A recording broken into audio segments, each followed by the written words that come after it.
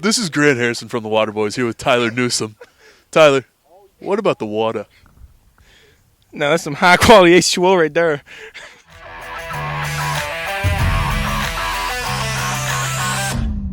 One maybe a bit more controversy. Wow.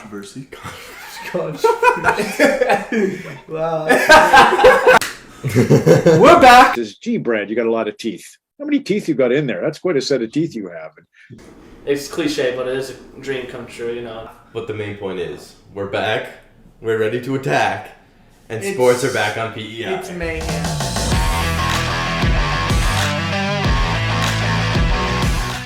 Back to the Waterboyz podcast. I'm one of your co-hosts, Justin Arnberg, sitting alongside Taylor Stewart. Grant is at Holland College right now.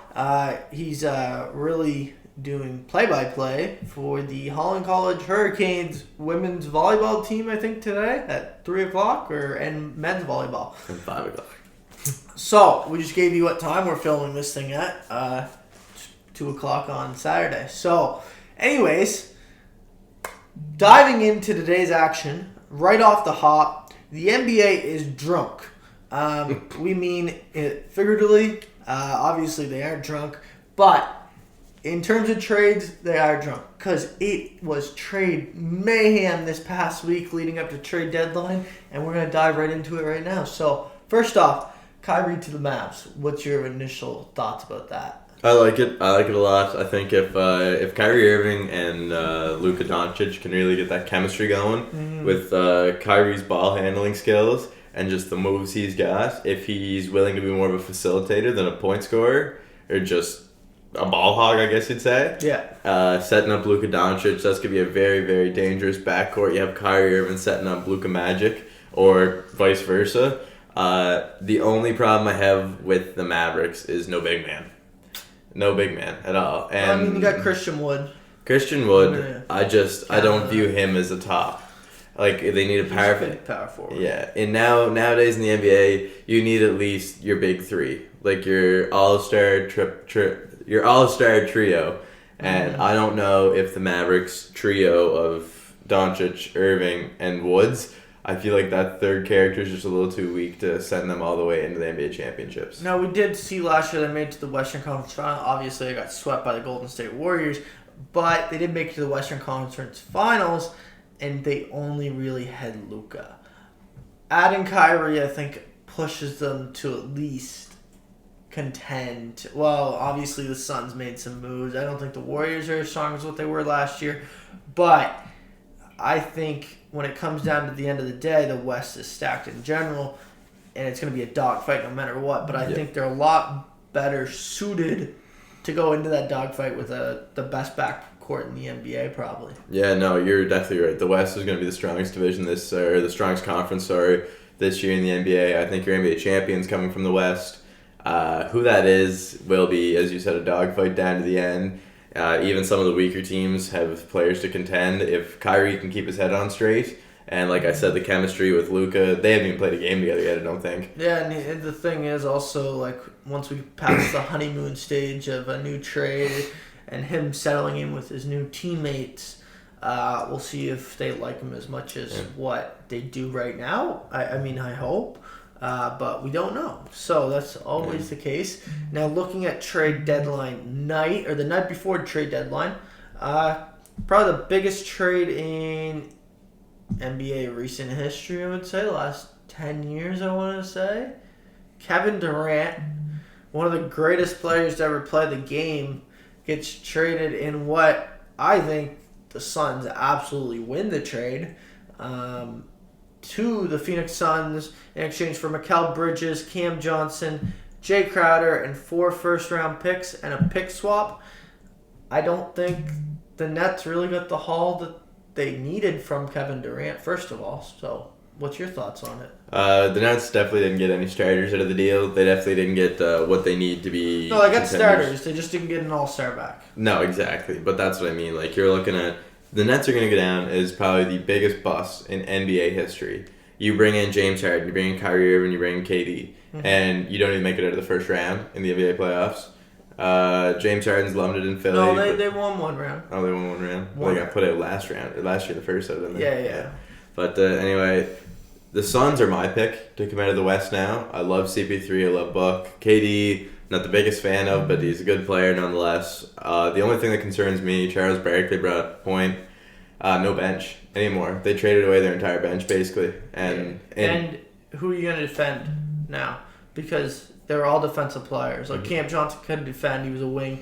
Mikal Bridges, one of the best defensive players in the league. And Jay Crowder, who had a falling out with the Suns, but still one of the best defensive players in the league. DeAndre Ayton can't play defense. Kevin Durant can man up sometimes, but he's not going to give you 48 minutes night of defense. That's exactly the point with no bench, is that you're not going to see them do what the Raptors did. They're not going to be playing their starters 44, 45 minutes a night.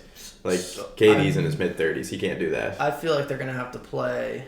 They're going to have to put up at least 130 a night to, win, because they're not going to have any defense. Yeah. But other than that, I think looking at the trade itself, KD is locked into this deal for another 3 years on top of this year.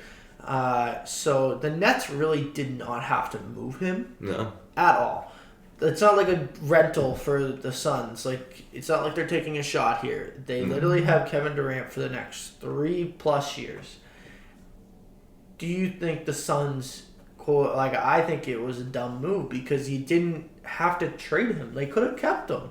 No, I think it's a smart move by the Nets, just simply because once you get rid of Harden and once you get rid of Kyrie, you look at what you have around Kevin Durant, you have nothing around Kevin Durant now. Or at least nothing that's going to put you into an NBA championship contending window. And with how all three of those players are right now, they're in win now prime. Like, they're in their win now age. They're not there for a rebuild. Kevin Durant, yes, they didn't have to trade him, but right now his value is as high as it probably will get. And as I said, he's in a contend now mode and contend now age. I think the Nets and him both realized, and he requested a trade to the Suns too. Mm-hmm. I think just both sides realized that there's no sense in even trying to rebuild around. It's the same reason I didn't think he should have went to Toronto. Yeah. There's no sense in keeping him around a team that's not ready to win right now. Yeah, I totally agree with that, but I just think the Nets could have, waited out till the summer. They didn't. They weren't in win now mode. So why rush this deal? The Suns, you could have probably got more from the Suns, to be honest. Now, I mean, I know there was a lot of NBA trades. There's two teams that I want to look at in particular before we move on to the NHL. Sorry, the Lakers. They turned their franchise around. Last year, they were the oldest franchise in the league. Now, after this trade deadline, they only have 3 players above the age of 27. They've totally changed this organization around. They got younger. I don't know if NBA GMs were paying attention to this, but they kind of let the Lakers get better in every single trade. I know Mo Bamba's not particularly great, but he still gives them size. He's still young. He still can develop in LA. I think it's a better system than Orlando for sure. So, just looking at the trades they made, they got D'Lo, they got Mikal Beasley, they got Jared Vanderbilt. What are your thoughts? I think they got really good rotation players. Yeah, they definitely improved their roster from what they were. Something had to change up. Something had to happen. They couldn't continue on the way they were. I think you're getting frustrated around LeBron James right now. There was more watch about him breaking the scoring record than there was ever about them even winning that game, let alone winning any. Considering they started 2-10, I'll give them props there. They have come a long way. I still don't believe, though, that the Lakers added what they had to become NBA championship level. I just think the West is too deep to get them there. I don't think they pushed the needle. I think they're definitely a play-in team now. Mm-hmm. We'll see how far they can jump. I don't think they can jump to number 6 in the West. I know it's tight and it's only 3, 4, or 5 games spread apart, but I still don't think you can jump that many positions just because I don't think this team pushes the needle that far. I know D'Lo is better in the clutch than Russell. I'm not saying that in terms of overall career-wise. I'm saying that right now because D'Lo is better decision-making in the clutch. He's better shot-taking in the clutch. He's not going to take a stupid shot. And it's someone that LeBron can probably trust more than Russell Westbrook in the clutch. Now, looking at the other team who really was the whole focal point of the NBA trade deadline. The beloved Toronto Raptors did absolutely nothing. And actually, they did something. They became buyers instead of sellers. So it makes no sense to me, and I think you as well, why they did that. Because Jakob Poeltl, what does he do for you? You gave up a first-round pick that is lightly protected, only top 6 protected in 2024. And do we really think this franchise is going to be a playoff team next year? No. Fred VanVleet's already being talked about leaving in free agency. And you can't re-sign. That's another thing. You can't re-sign all 3 of them. No. Like Fred, Trent, and who's the other one? Oh, Jakob Poeltl. So, like you said. I think Fred VanVleet's getting the contract out of those 3, I believe. I think Gary Trent Jr. will be able to walk in the offseason. I don't think if they can't, if they have to choose, it's going to be FVV over Trent Jr. Mm-hmm. Although I will say that in Masai Ujiri, I do trust. I do trust. I question this because reportedly, like, you were offering, you wanted Kuminga, other players, and picks for OG Anunoby. I know the Warriors were the team that was down to the wire with the Raptors for OG at the deadline. But in my personal opinion, I don't know if this is going to come out true. I could be wrong in 3 years. But Kuminga's like 5 years younger than OG. Or 4 years. Mm-hmm. I really think Kuminga is going to be the better player in 4 years. And say you took Kuminga plus 2 first-rounders, I still think you win that trade. Yeah, I will say if Masai Ujiri came in and said after the trade deadline that there wasn't an opportunity to make a blockbuster deal today, if he says that, I believe him, because the players that the Raptors have are worth quite a piece. They're not the team that everyone wanted them to be this year by any means. I wasn't surprised that Pascal Siakam wasn't moved. I figured he was staying as a Raptor for at least this season and probably next year too. I will say I was, with the rumors I heard going around, I am pretty surprised that OG Anunoby stayed with the Raptors because I heard the Knicks were honestly ready to offer 3 first-round picks. Oh, for OG. Yeah, and we apparently rejected 3 first-round picks from an unknown team. But the Raptors, talking about them, like OG, I felt like was on the move as well. Yeah. But another thing with OG is the Kevin Durant situation where he's not a rental. He's got 2 more years left on his deal. A player option after next year. But still 2 more years left on his deal.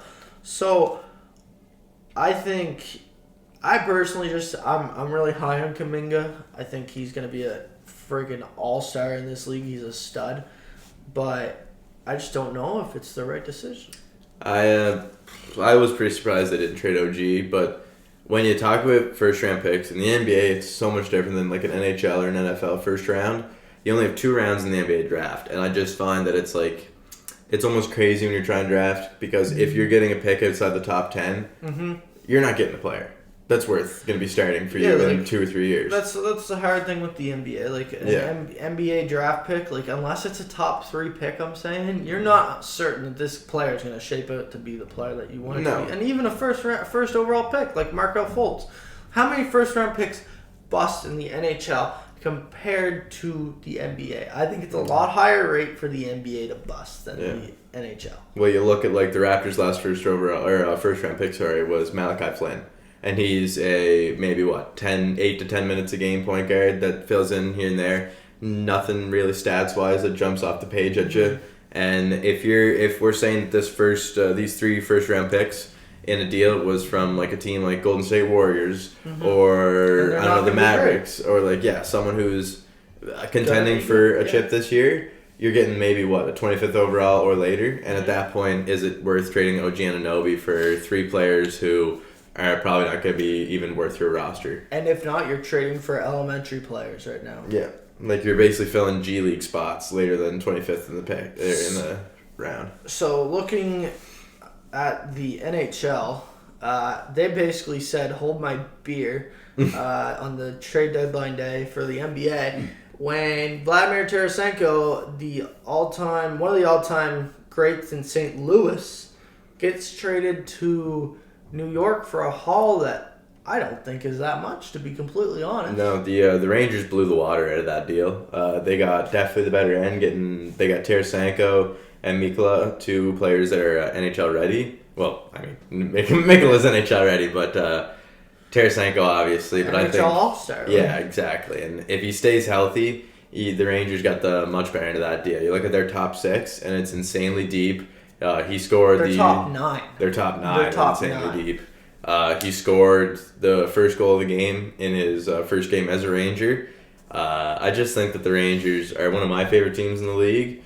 I think Tarasenko makes them that much deeper. Even though it's not Patty Kane, I think they added at the right time, and I think they definitely got the much better end of that deal.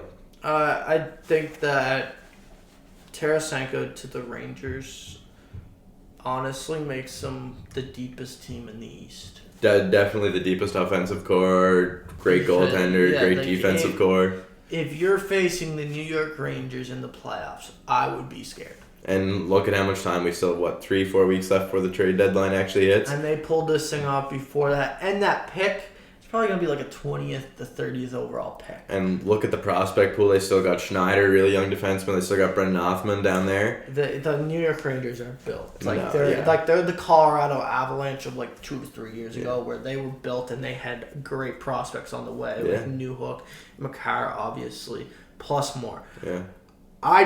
And Bowen Byram.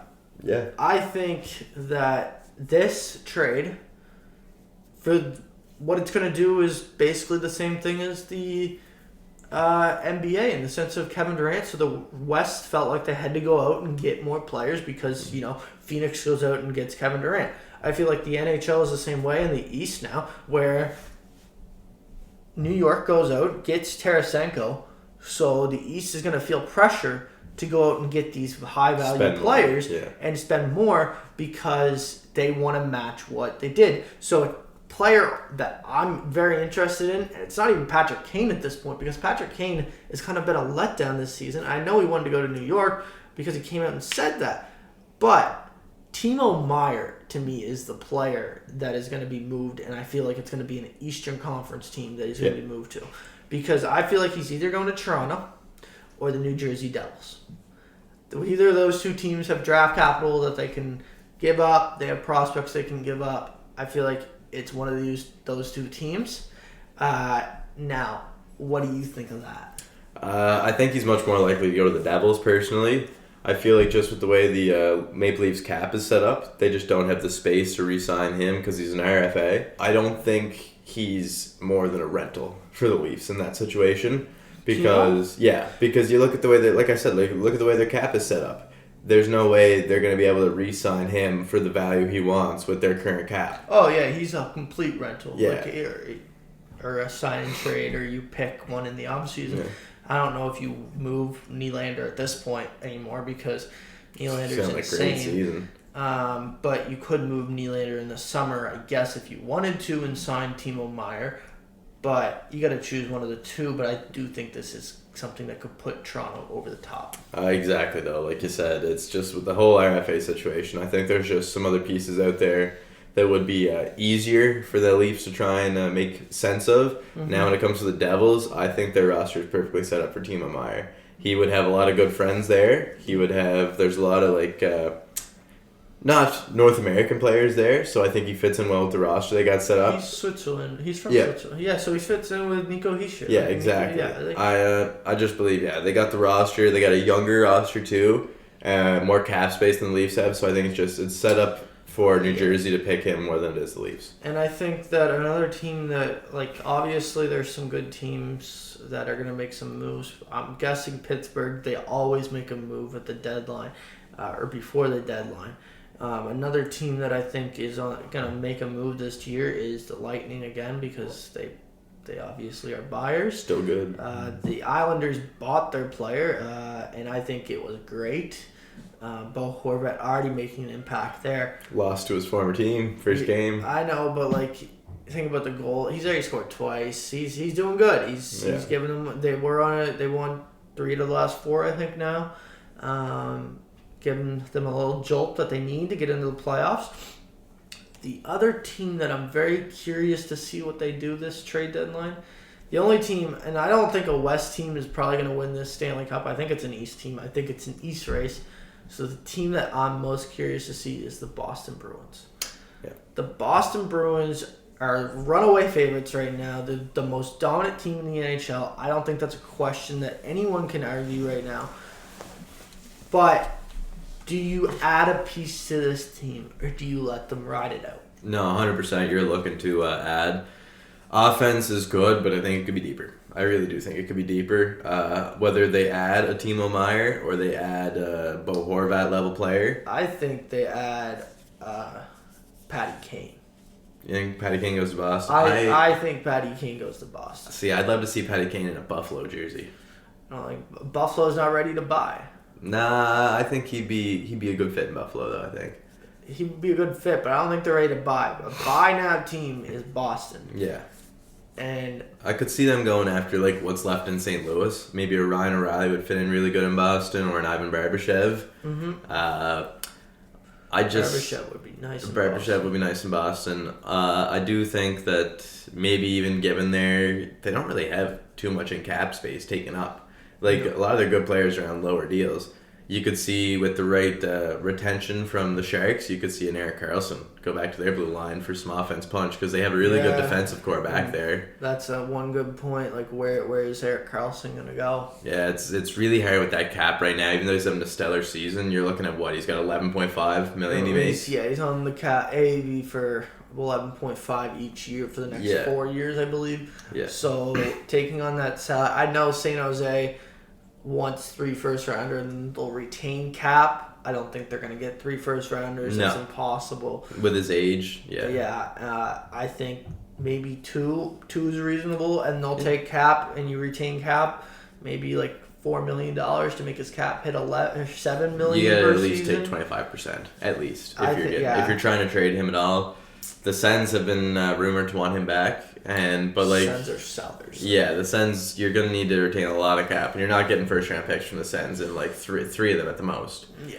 But no, the Boston Bruins and Erik Karlsson I think would be a good fit, just because you look at their defense, and right now, Charlie McAvoy is probably the only offensive threat back on that blue line. Hampus Lindholm maybe a little bit, not having a great season offensively. You add Erik Karlsson, if he goes there and he stays as hot as he is right now.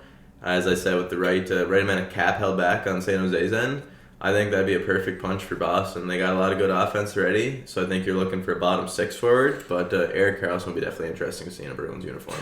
I just think they go for firepower, and I think Kane makes that top 6, top 9 unreal. Obviously, he'd be a top 6 player because it's Patrick Kane, but just thinking about that top 6, top 9 would be absolutely stellar. Now, I think that's it for NHL talk, because we have just flooded you guys with information about what we think is going to happen within the next, 3 weeks? March 3 3rd. 3.5 weeks now? February 11th. Yeah, we got 3.5 weeks till the NHL deadline. I think the NHL has something to follow up now. For the first time in a couple of years, where the NBA hasn't had great deadlines, the NHL now has the pressure on them to have a great deadline. I mean, to GMs, but their deadline show is probably not going to be too interesting now. You got the top 2 of the top 3 players off the board already on the trade bait board, and with still 3.5 weeks after those 2 moves being made, I think teams are going to want to get done early. In the NHL, the trend lately has been teams want to work sooner rather than later, not like NBA where everything happened pretty much the day of the deadline. The NHL, we saw Horvat go really early, we see Tarasenko go really early, so I think the dominoes have started falling, and you're definitely going to see more happen before the deadline, and James Duthie and the panel aren't going to have too much to talk about on deadline day other than what has already happened. So, looking at the big ticket item, we know that, this is coming out on Wednesday, so the Super Bowl will already have happened, but Me and Taylor and Grant also made a Super Bowl prediction. His was the Kansas City Chiefs over the Philadelphia Eagles by a score of 27-24. Now, me and Taylor are going to talk a little bit more in depth about it because we're here right now. So, looking at this weekend, how much pressure is on Jalen Hurts and Patrick Mahomes? Definitely the pressure is on Patrick Mahomes more so than Jalen Hurts. He's been to the Super Bowl before. He knows the scene. He knows how to win it. He knows what happens when you lose it. Mm-hmm. He's not fully healthy. This is probably the weakest roster he's been to the Super Bowl with. Mm-hmm. And the Eagles are the most complete team, I think, in the NFL right now. And congratulations, Jalen Hurts, on winning Super Bowl MVP. Calling it out. I call it a 34-27 Eagles win. Mama Kelsey's getting a W no matter what. Yep. But no, I just think the Eagles are the much more complete team. Patrick Mahomes is still not 100% healthy. I think you got Jalen Hurts, running game, passing game, his receivers, their defense. There's just... The Eagles are going to be a very tough opponent to beat. And as I said, Mahomes is going in there with probably the weakest squad he's had in his 3 Super Bowls. 100%. And the thing is, Jalen Hurts is unbelievable. And Jalen Hurts can run the friggin' ball. Jalen Hurts can throw the ball. Jalen Hurts also has 2 top-end wide receivers on the outside that can beat the Kansas City Chiefs cornerbacks one-on-one, I think. Yep. And that's going to be the difference maker. I don't think... We know that they have a good offense or defense, Philly, but I don't think the defense... I think this is going to be a shootout, essentially. It's just going to be an offensive battle. But I think that in the end, Jalen Hurts will prevail, and it's going to hurt Patrick Mahomes the most because he's the one that, you feel like at the end of the day when his career is over could be the one to challenge Tom Brady, right? I don't know if you feel that way, but like... No, 100%.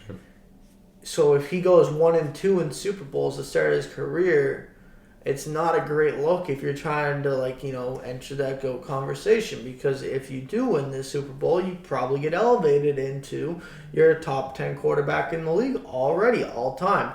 That's just the facts. He probably is top 10 already.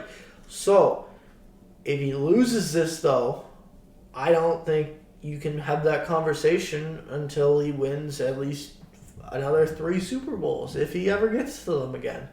I do think, however, that if someone's going to do it, it's going to be Patrick Mahomes. Yeah, no, 100%. Patrick Mahomes is special, to say the least. And 1-2 to start your Super Bowl career. It's funny saying 1-2 to start your Super Bowl career, because that's 3 Super Bowls. It's still incredible to think about. It's just... what he's done. Yeah, it's incredible. He's gone to every single AFC championship game since he's came into the league and been a starter.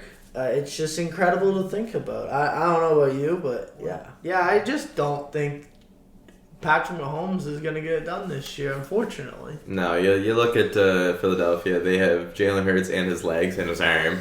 Michael Saunders in the backfield. You got Devontae Smith alongside... A.J. Brown. A.J. Brown and Goddard. And who? Goddard. Yeah. Goddard, yeah. So you got him alongside those 3. There's just so many weapons in Philadelphia. And I can't see the Chiefs putting up a strong defensive performance against them. And I can't see Mahomes and Kelsey being able to single-handedly take down this Eagles offense/defense. And I think that everyone knows that when this podcast comes out on Wednesday, the Eagles will be Super Bowl 57 champions. And we'll be talking about Jalen Hurts being one of the most underrated players in the league. That, not now, but from where he started to where he came, or where he is. Yeah.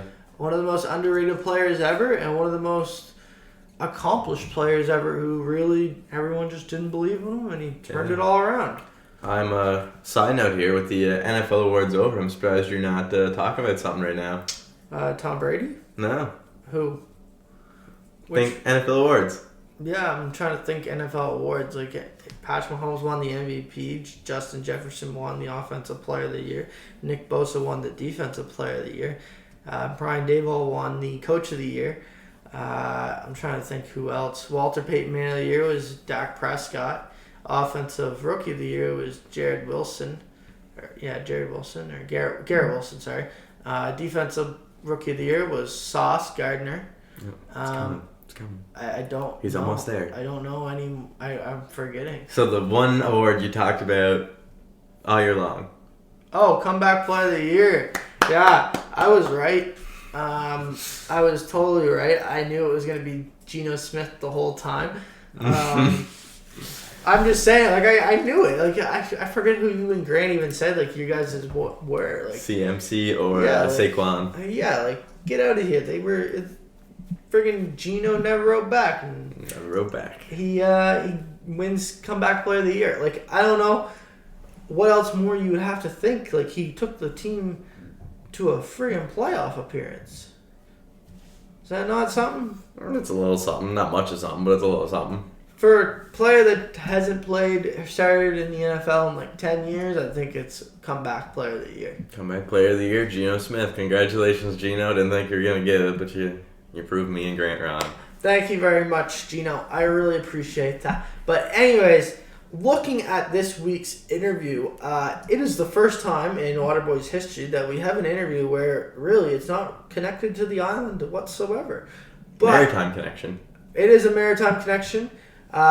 We have Ken Reid, Big dog, from Sportsnet, join us for an exclusive interview with him talking about how he got to where he is. So if there's any young journalists out there that want to know how to get to where we basically want to go to, because it was basically information for us as well, please follow along and watch this interview because it's very, very good. Now, other than that, I think we got to turn it over to Ken Reid. Yeah, no, big dog with the pucks in deep. Big Sportsnet guy coming up. It's a great guest for us to have, and I think you guys are going to enjoy this one. It's right up there with the Ron McLean. So here we go.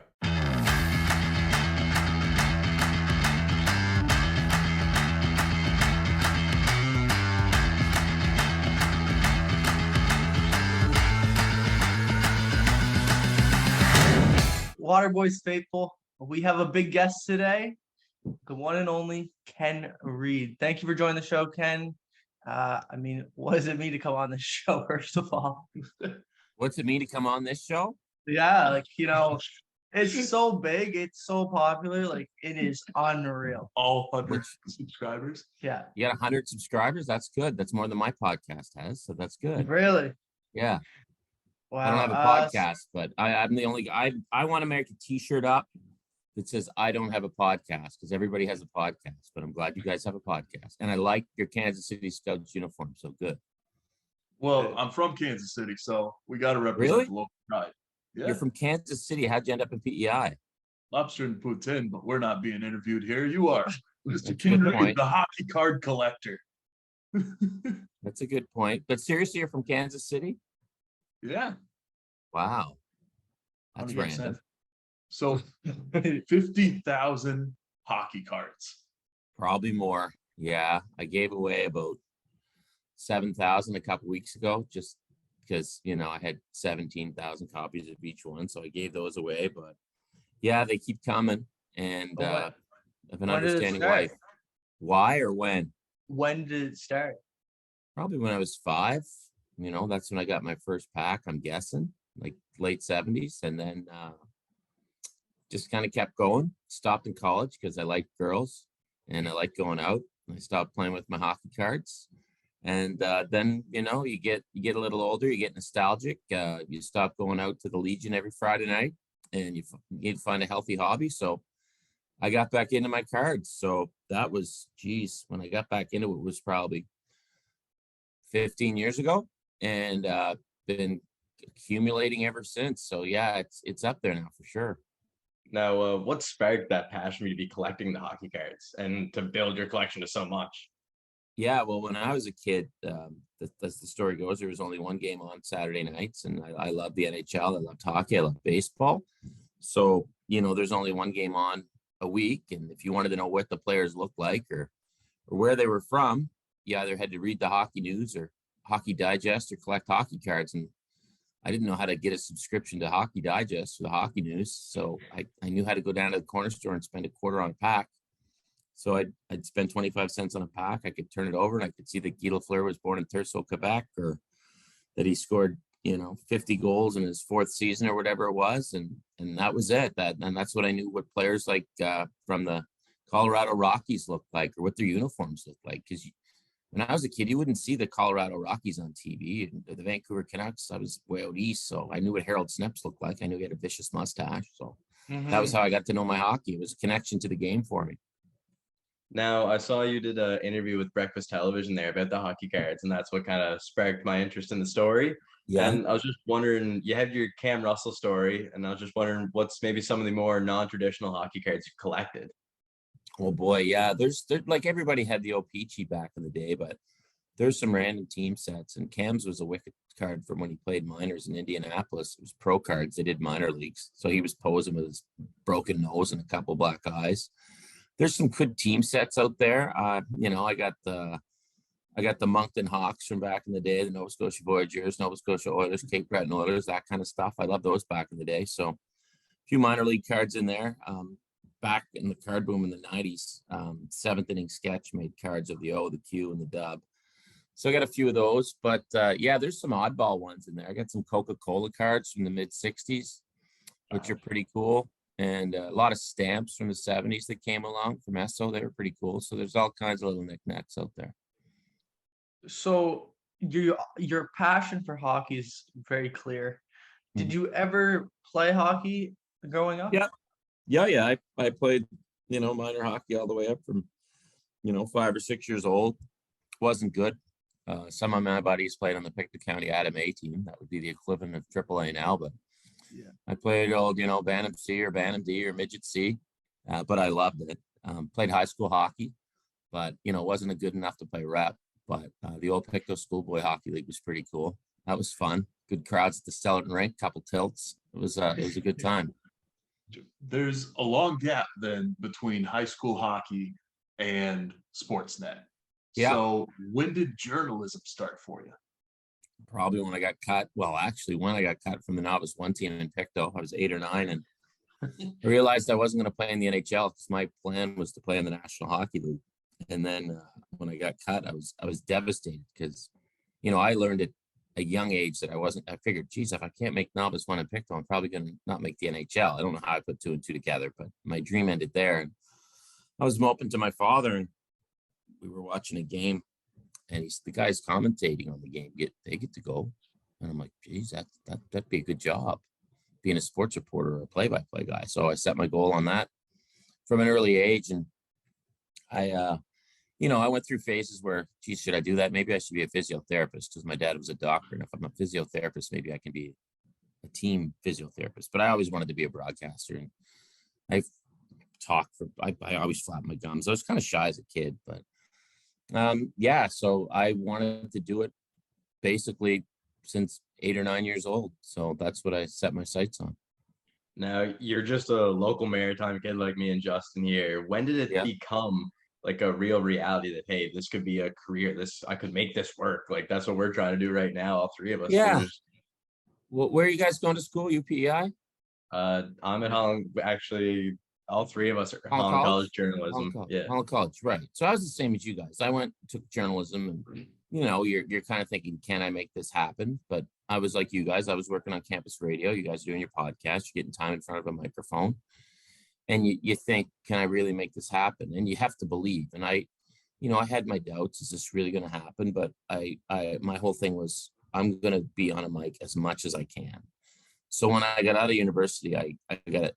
There's no jobs for kids who just get out of university and TV, really, let's be honest. Yeah. So it's like, well, how do you get in?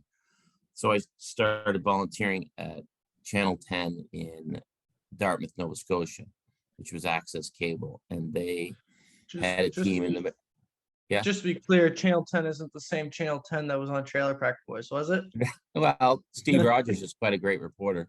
Yeah. But actually, the guy that made Trailer Park Boys at the start, Mike Clattenburg used to volunteer at Channel 10. Now, Oh, really? I don't know if it was the Halifax cable side or the Dartmouth cable side, but he was around before my time at Channel 10. But yeah, it was a Channel 10 that did, TV bingo and spotlight on seniors and, people talking between two plants on a set. It was community TV. But they had a team in the Maritime Junior League, coached by the legendary Jim Bottomley. They were playing out of the Dartmouth Sportsplex. They played out of the Forum for years, but they were at the Sportsplex. And the guy who did the games the year before was moving on to do the Mooseheads games. So they needed a guy, and I had experience at play-by-play, so I volunteered. I got the gig. And by January, that station decided to do a community news program, and they were hiring 3 reporters. So I got one of the jobs. It was $8 an hour, 32 hours a week. Awesome. But I got it. And it's funny that the team that won the championship that year was the Summerside Western Capitals, and their coach was Gerard Gallant. And their goalie was Harlan Hayes, who grew up playing minor hockey with my brother and lived with us when he played for the Mooseheads. So small world. So that's how I started. And I don't know if I was any good, but I got my reps in, and I was at cable Channel 10 for 2 years and 2 months. And the only thing I didn't do, boys, was call TV bingo. And they did ask. And I was like, I'm already the Channel 10 guy. I don't want to be the bingo guy too. So must have a killer bingo voice ready though, eh? Yeah, good bingo voice. And so, I was trying to get jobs at ATV and MITV and CBC in Halifax, and no luck at all. And my mom was living in Calgary. So I thought, well, I've been at Channel 10 for 2 years and 2 months, and it ain't working. I'm not getting anywhere with this. So I had, had my resume taped. I shot, I edited, I anchored, I did everything. So moved to Calgary and eventually carved my way into a job thanks to another Maritimer, Kurt Studley, and got a job writing news from 4 a.m. to 9 a.m. 5 days a week for $10 an hour. So that's a big raise, 25% raise. So from there, I worked my way up to weeknight sports anchor in Calgary. So in the span of, I don't know, in the span of under 2 years, I went from being a reporter in the Maritime League to being a reporter in the NHL, which was pretty cool. Wow. I was pretty pumped. So to answer your question, when did I think I could make it in broadcasting? Probably not till I was 26, and I got that job in Calgary. I thought I might be the Channel 10 guy. No offense to that, but I didn't want to work in community television for the rest of my life. It was a great place to start, but it's not where I wanted to remain. So I went from there. And a lot of guys in my business started at community television. Was it hard for you to leave home in Nova Scotia to go out to Calgary? Like, that's a big jump. Not really. I was ready. I think I was 23 or 24, and I was like, I really wanted to give TV a go. So I was like, but the hardest part, honestly, was I was the play-by-play guy, and I loved play-by-play.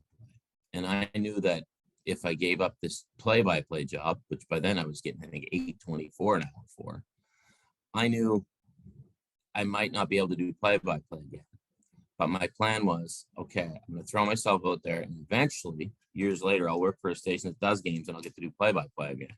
Well, I do work for a station that does games, but I haven't got to do play-by-play again. So, it's weird how it works out. But that was but moving out to Calgary wasn't hard. God, everybody from Pictou lived in Calgary. I had a ton of friends out there. So for a while, Calgary was the biggest city in Nova Scotia because everybody lived there, It's still that way now. You see people PEI heading out there for work. Yeah, exactly. It's still that way. Now, do you have certain people that you can remember throughout your journey that really helped you get to the point where you are now? Yep, absolutely. My mom was huge because mom would tell broadcasters, hey, my son wants to do this. What? So Doug Vason was always a big help. He was a sports guy in Halifax back in the day, and he helped me get in Calgary because when I moved to Calgary, Doug was working there, which is funny. Bruce Rainey was a huge help. I'm sure you guys all know Bruce. He anchored Compass for years in PEI, and he runs the Nova Scotia Sports Hall of Fame now. So Bruce was a huge help. I remember job shotting with him. He was always very friendly when I was in Halifax, trying to, just stick with it, Kenny, stick with it, that kind of stuff. He actually got me an audition once at CBC Halifax for a job I didn't get. Just because you don't get a job, don't worry about it. Probably should have got it, but whatever. Everything happens for a reason. Kurt Studley was a massive help. Kurt used to be on ATV and ASN back in the day.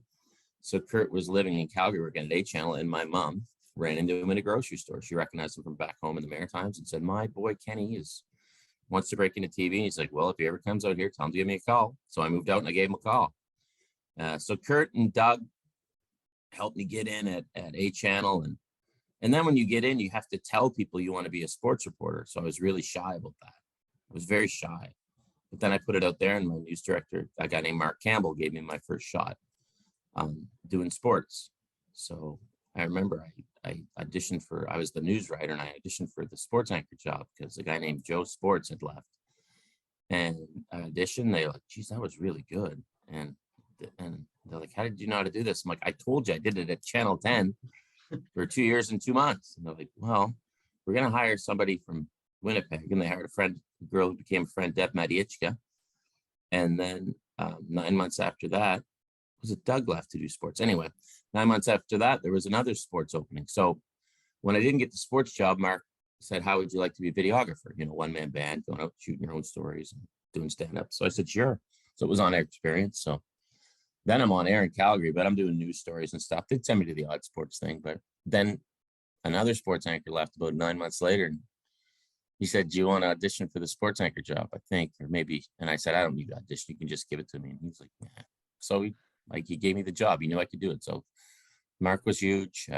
Kurt Studley was huge. Doug Vason was huge. My buddy Glenn McGinnis helped me get in there. So yeah, Bruce Randy, lots of people helped me along the way. Absolutely. Now you said as you said, lots of people helped you along the way, and now obviously I'm assuming Sportsnet Central and being part of Sportsnet, that was the end goal. Yeah. So now, what's it like? What was that initial moment whenever you first got to sit at that desk on Sportsnet Central for your first broadcast? What was that feeling? Yeah, I remember. I always wanted to be working at a place that was just sports. So when I remember working in local news, and they'd say, "You know, you got to cut 30 seconds out of your sports cast because weather needs it." I'm like, "Oh my God, weather already gets 15 minutes." So yeah, to go to a place that was just sports was incredible. And the way you're treated as an anchor is absolutely incredible. I was used to writing, shooting, editing, doing everything on my own. And when you're a place like Sportsnet, it's like, "Okay, Ken, write a few on cameras and watch the games." So you know what and you're comfortable. There's other people cutting highlights. You don't have to edit. You're just the sports anchor, which is really cool. So I'm like, Jesus. And sometimes I take it for granted, and I shouldn't. But yeah, it was a proud moment getting to a place where, you know, it was what I was working for a long time. And by the time I got there, I think when I got to Sportsnet, I was 30. I'm trying to do the math. I don't know, 36. And I was like, I knew what I was doing. So I was comfortable. And it was one of those things, again, it reminded me of the Calgary edition. Like, "Yeah, that was pretty good." I'm like, "Yeah, I know. I'm like, I don't mean to be a dingleberry about it, but I've done there before." I was prepared. So by the time I got to Sportsnet, I was very prepared. I wasn't green, and that helped me. And a lot of those years when you're paying your dues and you're not getting jobs, and you're saying, "Why won't these people hire me? Why won't I get a chance?" Sometimes it's for the best. So it took me a long time to get there, but I think I got there at the right time for myself. I didn't get there when I was green. I got there when I was a little more mature. I think that helped. But to get there it was very nice. It was very like, yeah, okay, cool. Can imagine just being like a dream come true moment right there. Absolutely. Yeah. And, you know, you're calling your mom, and mom's proud and dad's proud. And, you know, it was cool. So you said you knew a lot about sports reporting, a lot about editing, a lot about shooting, but you take that step and you're just a reporter. Were there any moments that was like, "Oh, I'm very humbled by this"?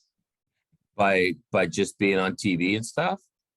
That level, right? Was there anything that was just like, "Oh, I need to take a reality check"? Not really. I mean, I don't think I was always very grateful. Like, I had a couple buddies who played in the NHL, and I always asked them, like, "You ever feel like not going to practice?" He's like, "Well, you know, it's work, but I'm in the NHL. Like, this is pretty awesome. You know, like, I'm not taking it for granted." I like to think I'm like that too. Like, I remember just starting in Calgary, and you get a media pass and your name's on it. I'm like, "Oh my God, I can go to NHL games for free." But you immediately have to stop yourself from being a fan. You separate yourself from that. Although all these years later, there's such a less of a fine line between fan and media. Back then, it was like, now there's people in the media that their careers are kind of cheerleaders, which is different than when I started. Like, I mean, you can make a career now. Like, look at Dangle. Dangle doesn't hide the fact that he's a Leafs fan, and it's brilliant. Back in my day, you couldn't do that, but we've evolved. But yeah, I was always like, oh my God, I get to walk in the back door of the Calgary Saddledome. I get to walk in the dressing room.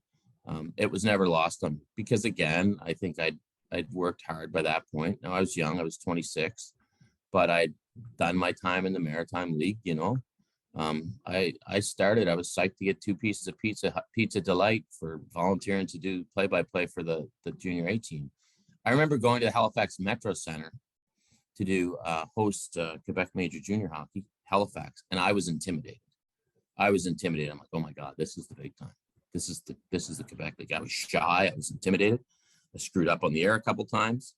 But then I remember going to Calgary and going, okay, you're hired because you belong. But then as I'd go along in the job, when I get to Sportsnet or when I was at the NHL Network, and I worked at TSN for a while, I was a little bit intimidated that I was working with these guys that I had watched all these years. So then I had to remind myself, okay, they hired you for a reason. Don't be intimidated. But like one of the biggest thrills of my life was Don Cherry. He knew my name. Don Cherry knows my name. Like, that's weird. Ron McLean knows my name, you know? Hey, Ken. I'm like, oh, hey, Ron. Like, it's still really cool. Like, I was just on TV with Ron last week from Owen Sound for Scotiabank Hockey Day in Canada. And as soon as the hit was over, I'm like, Ron, it's always a thrill, man. Like, that's a guy I stalked him outside of a bathroom at the Montreal Forum in 1993 to get him to sign my game program. And now he knows my name. I'm working with him. So, yeah, I try not to take it for granted. I'm doing what I always wanted to do. Some days, you know, you do not, you know, you do take it for granted sometimes, but I try to remind myself not to. So out of all the sporting events that you've been to, which one is the most memorable for you in terms of covering it? I'll tell you right now, Hockey Day in Canada is my favorite thing to do. I hosted the Olympics from London, which is a thrill. Done a couple Grey Cups when I was at Edmonton. The Oilers were in the Cup final, so I can say I covered a Stanley Cup final thanks to the Oilers. Went to the Super Bowl in Louisiana, but for me, I love Scotiabank Hockey Day in Canada because it's the people. I love the game, but what makes my love of the game so huge is it's really about the people. It's not about the goals and assists. Those are great, but it's about the people. So like just Corner Brook, Newfoundland stands out. Just met some wonderful people there. Kenora stands out. Owen Sound was great. Like if you told me, Ken, you can only do one event each year to get out of the studio for, I would say, okay, Scotiabank Hockey Day in Canada. But honestly, the first time I held a mic with the Hockey Night in Canada logo on it, and I hosted a game from the Bell Center in Montreal, with the Montreal Canadiens, that I guess that would be the biggest one for me. And I remember at the start of the game, they said, okay, Ken, you're going to go out on the bench of the Canadiens. As they come out on the ice, we're going to throw to you and you're going to interview Kirk Muller. I was like, oh my God. And my chest started going. But again, I was like, Hockey Night in Canada meant so much to me as a kid. Like to hold that mic and be on that show was such a thrill. So, and I'm like, oh my God, I'm on the bench of the Montreal Canadiens. But again, you have to remind yourself, you're here for a reason. You know, I'm sure it's just like a player probably thinks, what the hell am I doing here? Well, you're here because you made the team. So I made the team. It's so funny because they say, okay, go out on the bench and you're going to interview Kirk Muller. So I don't see Kirk before that, but I know Kirk. I do events with him here at a company here in Toronto. So we've golfed, you know, MC events with Kirk, and super nice guy. And I'm out on the bench and I'm waiting to interview Kirk Muller, and I haven't seen him. And I'm like, okay. And the Habs come out, the lights start going. Kirk Muller comes out. He's got coach's face on. He's looking at it. He looks up. He's like, what are you doing here? I'm like, I don't know. So then I give Kirk so much credit because he's such a kind guy, and he's got this beautiful smile. His smile broke the ice for me. So I interviewed him. And then, you know, the game starts and I do the hosting thing at the top.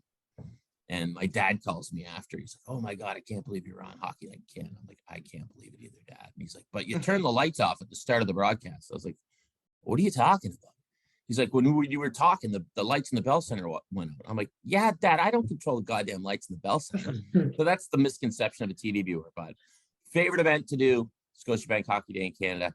Biggest thrill, hosting Hockey Night. Not hosting Hockey Night in Canada, but being a rinkside reporter on Hockey Night in Canada for Montreal for the first time. And then when the game was over, my producer took me out by the ice and gave me a game puck and a practice puck. So that was a big thrill. So Mom has the game puck back in Beckville. Wow. So I know this was your biggest one, but in terms of the Super Bowl, you did mention you covered the Super Bowl, the one in New Orleans. Yeah. And it was Beyonce's halftime show. Yeah. Did you get to watch it? And like, is that kind of the one of the things that sticks out to you amongst your career or no? I'll be honest, I peeked out and I was like, if it was Kiss, I'd have been pumped. If it was Def Leppard or Guns N' Roses, I'd have been pumped. But I was like, Yeah, whatever. The biggest thing that stands out about that Super Bowl for me is there's so many media that not all the media are out in the stadium watching the game. A lot of us are underneath in these rooms. So like you'd switch on for a quarter, you could go out and watch, or a half, you go out. But Stephen Brunt and I are in the room, and there's so much security around New Orleans. And, you know, it's a Super Bowl, and we're in this room, and boom, everything goes black. And Brunt and I are going, did something just go really wrong? Like, is this a bad thing? But it was ended up the power was out. Yeah. But just the fear of, oh my God, maybe this is something big. That stands out. I should also point out the other greatest moment of my broadcast career was an impromptu live hit with the Trailer Park Boys before a National League Lacrosse League game in Edmonton. That was huge. That's one of my favorites too. That'd be awesome. Yeah, now you mentioned a bunch of shows like Sportsnet Central, Hockey Day in Canada, Hockey Night in Canada.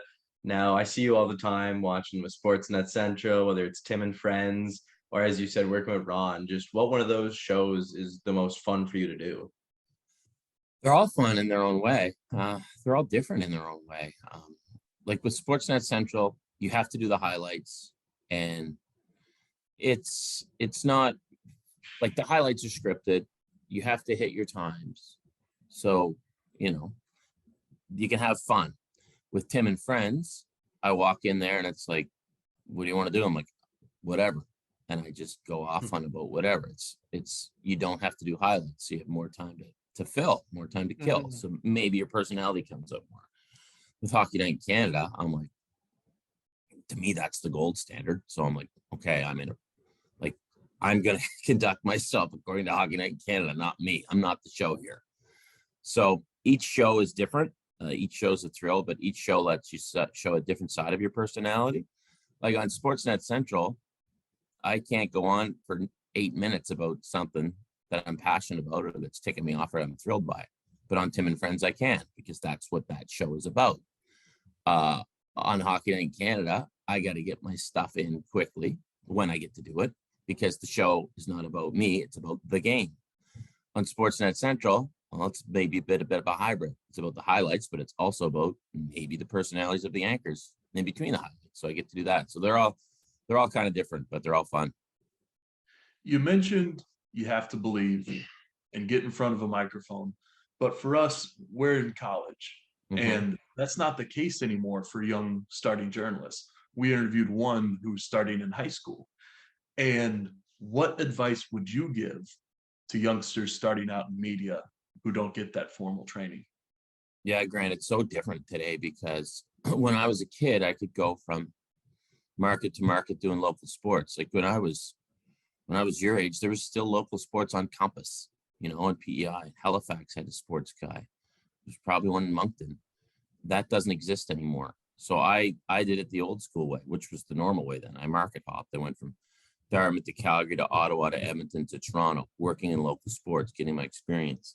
Now, you can't do that, which is crazy. You can do it in the States still, but you can't do it in Canada. There's very few local sports in Canada. So you guys are doing it the right way. You have to have a podcast. You got to get on a mic. You got to talk. Go on and talk about whatever. As long as you're in front of the mic and in front of the camera, you're getting experience. It doesn't matter who, if anyone is watching. Sometimes when I was on Channel 10, I wondered who was watching, if anyone. But there were people watching. Make your mistakes early. Learn from your mistakes. Forgive yourself. You're never going to have a perfect broadcast, ever. I used to just drive myself batty if I flubbed up a word. No, well, I flub up a word. But get in. If you guys get a job at the I don't know, the Summerside Western Capitals need a play-by-play guy, or they need someone to shoot the game for them, do it. If the team in Charlottetown or UPEI or whomever needs somebody to do the soccer game, do it. Don't say no to anything. You might have to get into the business through news. That's fine. I got in through news as well. When I started after volunteering, when I got the gig, it was a community news reporter. I did 1 sports story a week and 2 news stories a week. The 2 news stories a week drove me nuts, but they were a way to get to do the 1 sports story a week. Don't say no to anything. If it's a free internship, well, use them. Don't let them use you. But just get on a mic, chat, get on a camera, chat, make your mistakes. Know that you're going to make mistakes. Hopefully they're not too horrible, but be nice and be nice to people and do what you guys did to get Ron on. Just reach out and talk to people. Now, you mentioned times where, as you said, things will eventually mess up, or you will mess up a word here and there. Can you remember a time that something went wrong for you on a broadcast? No, things always go wrong, but I luckily never had one of those moments where I end up on a viral blooper tape. I haven't had a boom goes a dynamite moment yet. I might, but haven't yet. So like, I mean, you know, one time I screwed up doing local sports in Edmonton. I had the teams mixed up. It was a high school basketball game. So the blue team was actually the green team. The green team was actually the blue team. I had 5 minutes to cut it, get it to air. So I screwed up. So the news director made me go to the school and make amends the next day. That was kind of fun, but nothing too crazy yet, which is nice. But you screw up names. Like look, I got to, and people love it when anchors screw up. You know, you got that name wrong. Yeah, I know. Like it happens. I don't go to your work and watch you screw up, but when you're on TV, that's part of the deal. People are going to see your mistakes. So you have to learn to live with that. And people are also going to not like you. You got to learn to live with that. In the wise words of Audio Slave, to be yourself is all that you can do. So find your true voice, find who you are, and be comfortable with it. There's probably people watching right now going, why does this beady-eyed nerd have a winter hat on in his house? I don't care. That's what I do. So just be comfortable with it. So on that note, you talk with like haters and quote unquote haters. Have you ever had to deal with anyone, and how have you dealt with it if you have? People never say to you anything at you in person. No one's ever come up to me. Well, I've had people come up to me in person and say, you know what, I didn't like you, but now that I've watched you MC this gig, I like you. Or I didn't like you, but you grew on me after a while. I have that, but I've never walked anywhere in person and someone just said to me, you suck. Probably people wanted to, but that's what Twitter's for. They can tell you that way. But look, Nickelback. There's people that say Nickelback sucks. Well, they sell millions and millions of records. So maybe to you they suck, but to a certain other percentage of the population, they don't. So enjoy those who enjoy you. And there's always going to be people who think you suck. That's just the way it is. Now, if everyone in the world thinks I suck, maybe I do suck. But so far, not everyone does. But yeah, you can't police your life by what people on Twitter say, because people on Twitter aren't necessarily out to compliment you. But it's funny in person, no one ever goes on a tirade yelling, you suck, you suck. They might ignore you. They might look over and go, oh, that dingleberry. But whatever, that's going to happen too. Well, thank you for joining us to begin with, but it's time for our very coveted lightning round. Oh, I'm psyched for this. Yes, 5 quick questions, and they're just yes or no, either or questions here. Okay. So, what's more exciting, collecting hockey cards or just average regular season game, nothing on the line, NHL? Who's playing in the game? Is it like Columbus and Minnesota? 2 teams you don't care about. Oh, God, they're very different. Getting the good card's better, but watching a game's fine too. I didn't really give you an answer. Okay. From the Halifax area, what is a better representation of it? Trailer Park Boys or Goon, the movie? Trailer Park Boys. Yeah. I loved Goon. I absolutely loved Goon, by the way. But Trailer Park Boys. By the way, Bubbles is a Pictou County guy. Yeah. His band played my high school prom. In fact, I was just chatting with 2 of the guys on the phone from Texting them from the band. Sandbox. You guys ever hear Sandbox? Look them up. I have not heard of No. Sandbox. Big in the mid '90s. Bubbles was one of the guitar players. Really? I've definitely heard Bubbles singing. Yeah, YouTube the video. YouTube the video for Curious. You'll see Mike Bubbles in the video, and the lead singers, my buddy Paul Murray, and the drummers Troy Shanks, and the other guitarist is Paul Archibald, who's my dad went to college with his dad. It's a long story. All right. What bucket is more stereotypical shinny hockey? Coho or the old Jofa? Got to be the Jofa, boys. This one just showed up in the mail today. Look at that beauty. This one, you have multiple? I didn't have that standby either. That's just sitting on the table here. Yeah. All right. You're 200 yards out, water in front of the pin.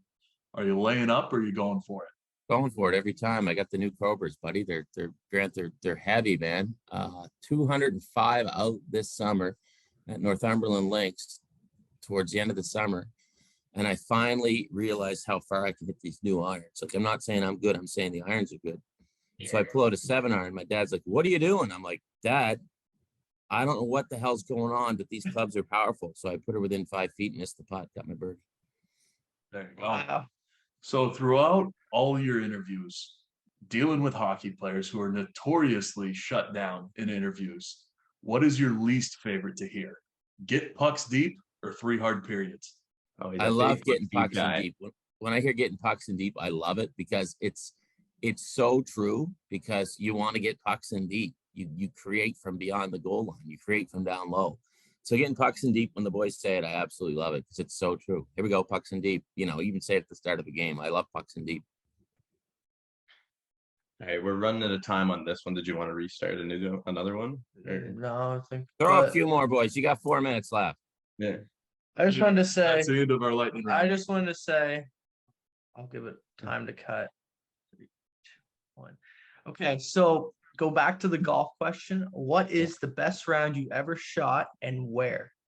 I shot a 1-under once at a course called Glen Lovett in Pictou County. But really? Then when I shot it, my dad said, "Well, the course isn't that hard." I'm like, "You just shot a friggin' 99." Like, you know, so things like that. I think I shot a 76 at Cabot once on the links. No, not on the links, on the Cabot. Yeah, on the links. But I can have good rounds and I can have really bad rounds too. Like, I don't play it, like before the birth of my kids, I played a lot. Now I don't play enough, right? So I could maybe shoot like a 78 one week and a 98 the next. I'm quite erratic now. So where is the most beautiful spot or course you ever played at? Cabot. I mean, I know everybody says that, but it's true. I'm just blown away. But being in Nova Scotia, I'm like, man, we could have a billion courses like this because there's so much beautiful coastline there. But yeah, Cabot blows my mind every time I'm there. And I got a soft spot for Abercrombie in Pictou County and the old Pictou Golf and Country Club, which is now going to be turned into condos. Oh, really? Yeah. Okay. Now, just quick, looping back to hockey. Yep. Who out of the former NHL talent you have on Sportsnet would be the person who surprised you most with their anchor, their broadcasting skills? Who surprised me the most? Wow. That's a Ron said Kevin Bieksa. Yeah, Kevin's really good. I love that Kevin maintains his sense of humor on the air. But yeah, I don't think if he surprised me because I knew he had it. Stewie's really funny. I want Stewie to be that, like, oh my God, I played hockey with Stewie last week. Man can shoot. I'm like, I suppose really? he played in the NHL, but he's a connoisseur of pucks and deep as well. That's the way he played. All right. Well, once more, thank you for joining us. We appreciate it. Taylor, I'm going to put it on your lap. Why don't you tell the folks where to find us? All right. Well, you're obviously watching this on YouTube right now. You can also find us on Spotify, Apple Podcast, Instagram. We got Waterboyz_media and the official Waterboyz podcast. Twitter, Waterboyz podcast. Facebook, find us on Waterboyz. We're everywhere. We're everywhere. Jeez, you guys are everywhere. Wow, you guys are like headlights. You guys are like headlights. It's everywhere. You're like headlights. You're everywhere. Yeah. Try to be. Yeah, exactly. Anyway, Ken, like I said, this is where you are right now. Is a dream for all three of us to get to somewhere like that, and we just can't thank you enough for coming on and taking the time to just talk with us like this. Thanks, boys. We'll work hard. Take any job that's offered to you. Do such a great job at that job that they know you can do the next, and just climb on up the ladder. Keep getting pucks in deep. Right on. Pucks in deep. We'll play out, folks.